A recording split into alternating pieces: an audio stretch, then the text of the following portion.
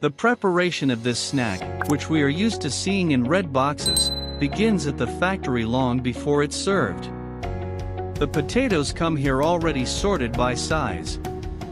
The first step of the production is a machine wash, then the potatoes are set for peeling. Small batches of tubers end up in a special drum with ribbed sharp walls. The potatoes are evenly peeled while they rotate inside.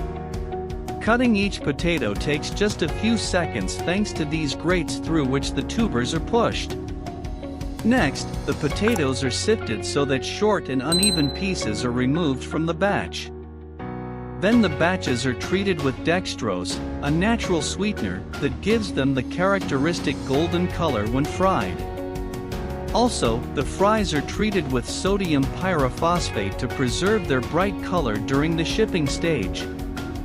Then the potatoes are fried until half-cooked, then frozen and packaged. These are the packages that are sent to the restaurants. The shelf life of these frozen potatoes is 12 months, but because of the high demand, they are cooked much earlier.